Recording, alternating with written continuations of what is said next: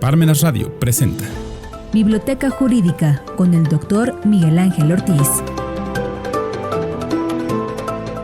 Buenos días, señoras y señores. Sean ustedes bienvenidos a Desde la Biblioteca de Miguel Ángel Ortiz Cabrera. Estamos en parmenasradio.org. Y bueno, aunque parezca disco rayado, pero bueno, cada semana les recuerdo que también nos pueden hacer favor de vernos a través de la plataforma de YouTube, o bien, como se ha acostumbrado en los últimos 6 años, a través de parmenasradio.org. Los viernes a las 11 de la mañana estamos a sus órdenes. Aunque los videos quedan grabados para cuando ustedes tengan a bien verlos a la hora que gusten, lo pueden hacer. Bueno, si esto es así, vamos a empezar. Fíjense que para el día de hoy tengo 4 temas que espero sean de su interés, dado lo que ha estado aconteciendo en los últimos días. Y bueno, el primer punto es: protesta migrantes en Estados Unidos de Norteamérica, amenaza gobernador California a Donald Trump. El tercer punto es Soconusco, y el cuarto, Luis Cárdenas Palomino. Y empecemos. Fíjense que ha llamado mi atención las redadas masivas ordenadas por el señor Donald Trump, lo que me hace pensar que es una especie de venganza del presidente americano frente al hecho de que un tribunal de aquel país declaró improcedentes los aranceles impuestos por Estados Unidos en contra de México y de otros países. Pero como nos tiene a la mano, pues se ensaña contra los migrantes. He estado haciendo una serie de detenciones, se están haciendo una serie de detenciones, y bueno, ha estado los cónsules mexicanos trabajando a marchas forzadas, porque eso es atentatorio de todos los derechos fundamentales. Y bueno, pero para comprender totalmente eso en su magnitud, fíjense que les sugiero ese libro que aquí tengo de Identidad Migrante. Y aquí fíjense que curiosamente en la página 199 de este libro está un artículo de su servidor que tiene relación con esto. Se llama Criminalización de los Migrantes, que se escribió hace algún tiempo, pero que ahora cobra vigencia. Aquí está el libro y aquí está el artículo. Bueno, y fíjense que si esto es así, el siguiente punto es el hecho de que yo no me imaginaba que el gobernador de California pues le respondiera de esa manera al señor Donald Trump. Al contrario, pero sin embargo, fíjense que ayer escuché por los medios de comunicación masiva que tiene gran parte de razón, porque de la mayoría de los impuestos que se cobran en la Unión Americana pertenecen al estado de California. Él contribuye, o sea, a su estado contribuye a la federación o a la confederación americana en gran parte. Él, si el estado de California se pudiera independizar, podría vivir perfectamente bien sin depender de la Federación Norteamericana. Pero no creo que eso le convenga al señor Trump. Yo creo que en un momento dado va a retractarse. Pero como es un tipo muy necio, padece el síndrome que ya les comenté a ustedes, Dunning-Kruger, que me recuerda a otro amigo mío que lo padece, aunque él no lo reconoce. Bueno, pero este señor finalmente va a tener que entrar en razón, no por otra cosa. Fíjense, la economía rige el derecho, no el derecho a la economía. Ese postulado lo descubrí hace muchos años, cuando tuve la fortuna de cursar una materia que se llamaba Política Financiera Pública, en el primer posgrado que cursé de Derecho Fiscal en la Universidad Autónoma de Tlaxcala. Bueno, pero sería aconsejable para el señor Trump, o para las personas que gusten, leer un libro que aquí tengo, que yo había conseguido solamente el segundo tomo, y después, gracias a la generosidad del maestro José López, pude conseguir el primer tomo. ¿Por qué? Fíjense que en la página 166, este segundo tomo, que leí los dos, que están muy buenos, aquí habla como un tratado un tratado de Estados Unidos no puede violentar a la Constitución norteamericana porque sería tanto como enmendarla. Y eso contraviene que está en la página 160. Aquí está, miren, aquí está.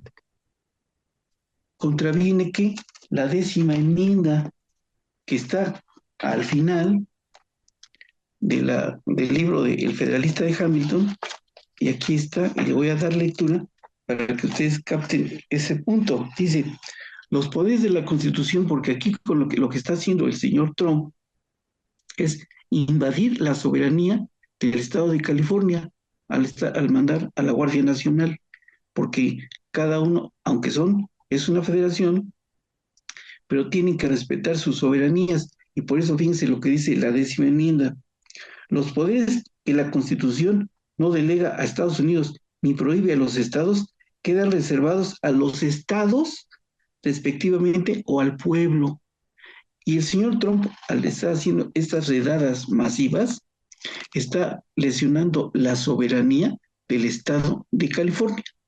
Por si él no se había dado cuenta, o algunos constitucionalistas de aquel país o de acá, fíjense, aquí está en la página 396, aquí está la 10ª enmienda, y aquí está el libro El Federalista de Hamilton. Y eso va a tener gran trascendencia allá, porque allá son muy respetuosos de su orden constitucional, tal como lo referimos la semana pasada. Ahora, ¿cómo pude comprender todo eso? Después de haber leído hace años el libro Los poderes del gobierno, comentarios sobre la Constitución de Estados Unidos, del señor Bernard Schwartz, que fue una edición especial que hizo la UNAM y que estaba agotadísima. Y yo solamente había conseguido el segundo tomo, que es el que les acabo de mostrar, pero aquí tengo también el primer tomo, aquí, que fue el que les digo que me hizo favor de conseguirme el maestro José López. Y si esto es así, vamos a pasar al siguiente punto, que es de mucha importancia. Bueno, ¿por qué? Fíjense que en tercer lugar encontré en la Feria del Libro de la Universidad Autónoma de Puebla, hoy Benemérita, un libro sobre el Soconusco. Aquí está, fíjense, aquí está, pequeño. Lo acabo de leer anoche a las 3 de la mañana. A veces las noches se inventaron para estudiar, no para dormir como mucha gente lo hace plácidamente, cuando parece ser que su conciencia se los permite. Bueno, entonces fíjense que con la lectura de este libro confirmé algo que además ya había leído, que está aquí en el libro Oro Verde, de un autor, Jan de Vos, y que me había comentado ya mi amiga, la doctora Arely Madrid, porque Chiapas había vivido durante la sombra del caciquismo y de la corrupción, creo que desde siempre. Y entonces, en este libro de Jan de Vos, aquí comenta cómo en la página 157, comenta cómo 5 familias eran dueñas de la superficie del estado de Chiapas. El señor Luis Martínez de Castro, a quien se le habían adjudicado 350,000 hectáreas, así como lo oyen, 350,000 hectáreas. Para tener una idea de lo que eran 350,000 hectáreas, cuando volaba yo en los aviones de Chiapas en México o de Campeche o en una parte, y ya llegaba cuando estaba oscureciendo y se encendían las luces de la capital de la República, hoy Ciudad de México, yo decía, bueno, esto debe ser más o menos el equivalente a lo que tenía de propiedad el señor Luis Martínez de Castro, que no las recorrió completas, porque en esa época solamente lo podían hacer a caballo. Bueno, pero eso fue consecuencia de la venta que se hizo de la ley de predios baldíos, que se hizo en época de Benito Juárez. Pero los demás propietarios eran el señor Luis Eduardo Hartman, Hiram Smith, la familia Bulnes, la familia Romano y Luis Martínez de Castro. Se dedicaban en gran parte a la explotación de la madera y entre ellos a la madera, perdón, al cedro y a la caoba. Y le enviaban a Inglaterra. Y tan es así que les voy a mostrar a ustedes una factura que aquí está publicada para que vean cómo eso era cierto. Aquí está.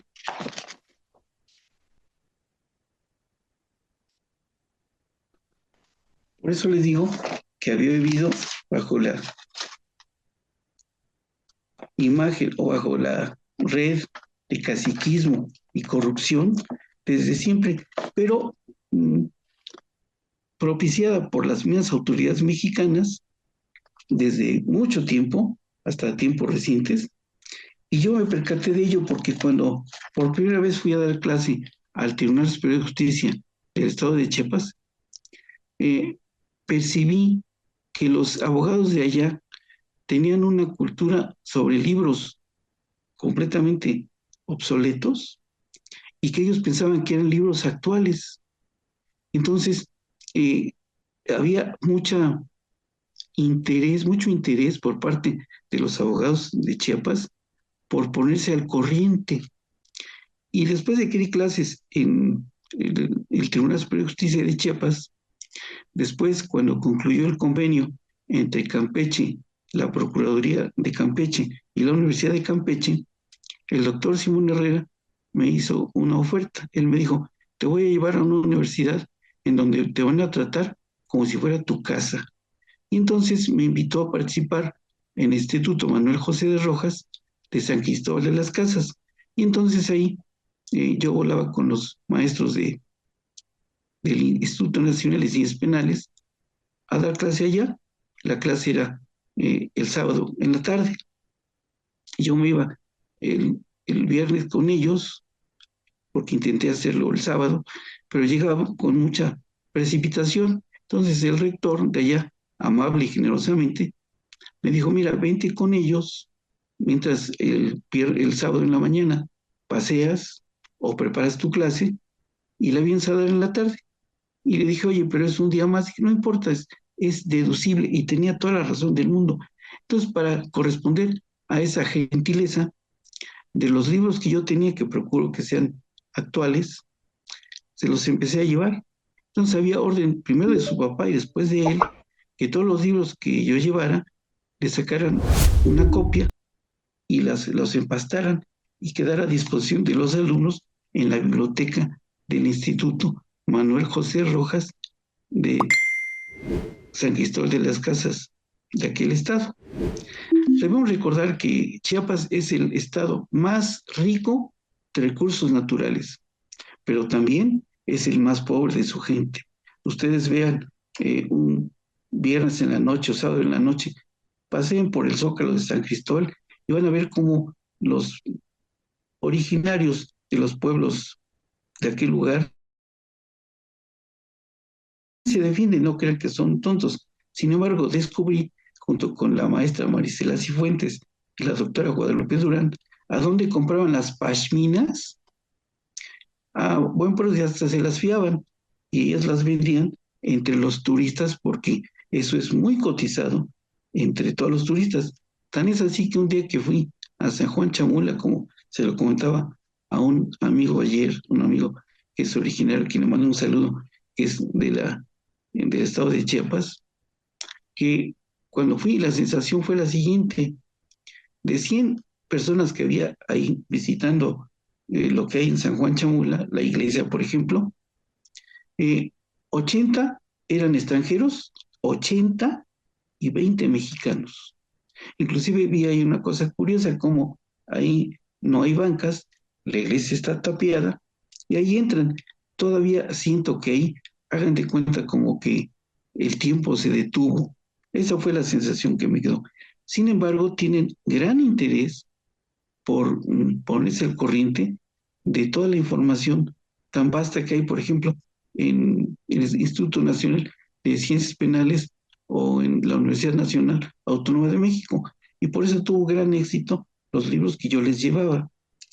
Y si esto es así, fíjense que fue hasta el movimiento del 94 cuando la federación se dio cuenta que Chiapas había vivido olvidado. Y entonces les empezaron a invertir lo que no le habían invertido en 300 años. Eso lo hizo el señor Cedillo. Les hizo una carretera que va de San Cristóbal a Coatzacoalcos, llegan en 3 horas y atraviesa la selva. Yo tuve 2 alumnos que han sido los mejores alumnos que tuve de aquel lugar del doctorado, Luis Miguel Holguín y Adrián Méndez, que eventualmente son seguidores nuestros, y a quienes les mando también un afectuoso saludo, porque ambos rompieron el récord primero de leer un libro por semana, que yo los induje a eso. Y segundo, que a las 9 de la noche, el sábado, dábamos por terminada la clase, porque ellos en ese momento se iban y se hacían 3 horas. Pero eso hacerlo durante 2 años. Y no faltaban. Y cuando llegaba el sábado, ellos ya estaban ahí. O sea, son gente que tiene interés en aprender lo que mucha gente no tiene. Acá vean a los niños que les gusta nada más cortar y pegar y no leen ni siquiera los controles de lectura que les deja uno. Bueno, allá no, allá tienen el mayor interés del mundo por aprender todos. Es más, tuve un alumno, si no mal recuerdo, era algo así como Laureano, que él acababa la clase y me decía, doctor, no entendí. Él era de origen indígena y daba derecho indígena. Y me decía, no entendí. Dije, ¿dónde te quedaste? Todo. Vámonos. Me acompañaba al hotel y ahí, en la cena, le volvió yo a repetir la clase. Y fue aprendiendo, aprendiendo, aprendiendo. Tenía un gran interés. Tan es así que hoy Laureano es doctor en Derecho por aquella universidad. Entonces, justo es reconocer que tienen mucho interés en aprender. Lo que pasa es que la federación, en su ambición, en su ignorancia, por tenerlos sometidos, no se los permitía. Inclusive tengo un par de libros que no recuerdo en este momento los autores, pero que me habían obsequiado y que ahí trae cómo descubrieron estas dos personas en la pirámide de Tonina, que es más alta que la pirámide de Teotihuacán. Entonces, cuando leí los dos libros y cuando llegué por aquel lugar, entendí muchas cosas. Por eso hay que nutrirse de qué? De los libros. Y si esto es así, fíjense que otra cosa que les quería comentar es que también leí este libro de el subcomandante Marcos, El sueño zapatista. Es un autor francés que cuando estalló el movimiento fue de los primeros que llegaron.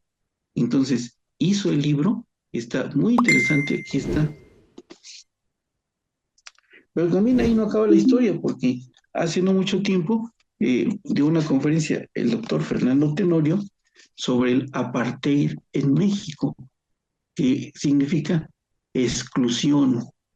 Y Chiapas había vivido excluido de la Federación Mexicana. ¿Dónde está eso? Está en la página 217 de este libro. Aquí está el libro y aquí está. No, aquí está la página, perdón, y aquí está el libro. Aquí está. Marcos, la genial impostura, de dos autores, Bertrand de Lagrange y Maite Rico. Está fabuloso. Y también aquí tiene muchas cosas que cuando lo leí lo fui marcando. Y vale la pena entender lo que había pasado allá. Sencillamente un día una amiga mía me dijo que ahora que yo iba a Chiapas, que le comprara ámbar rojo. Entonces llegué y el chofer de la universidad me dijo, oye, fíjate que una amiga mía me pidió ámbar rojo. Y me dijo, lo voy a llevar a usted mañana con el mejor tallador de ámbar que hay en Chiapas.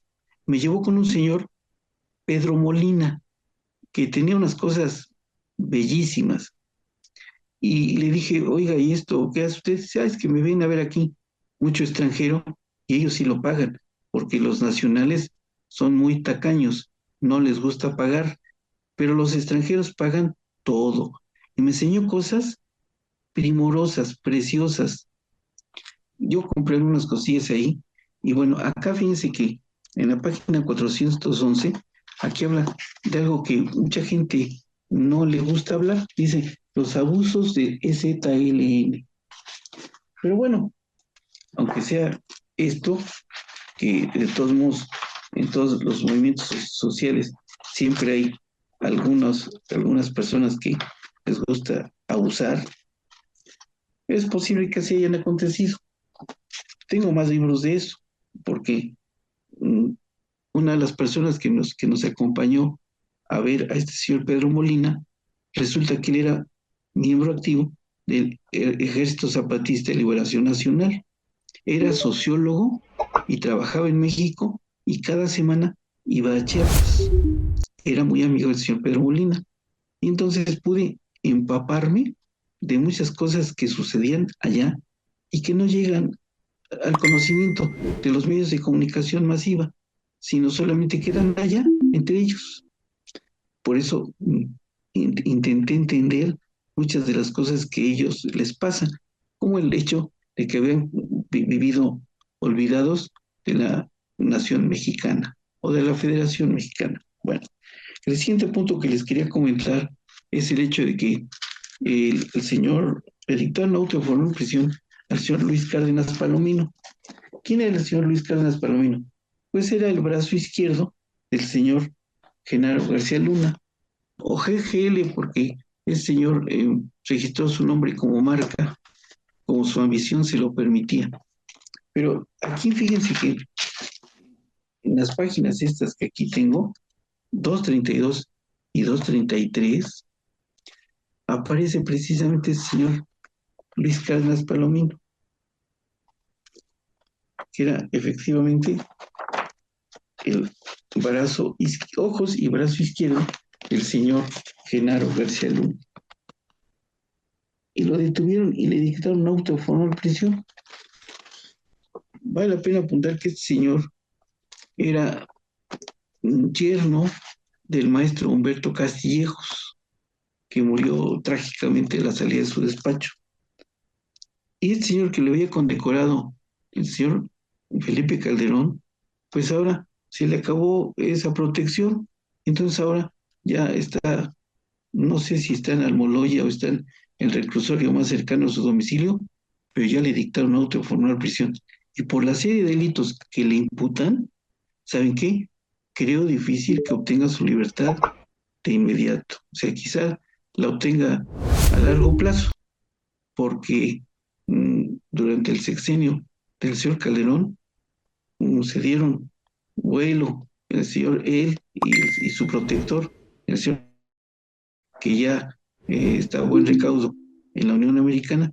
Acá presumo que él pensó que aquí no lo iban a detener nunca. Y efectivamente, acá tenía la protección de los presidentes en turno, hasta el señor Enrique Peña Nieto.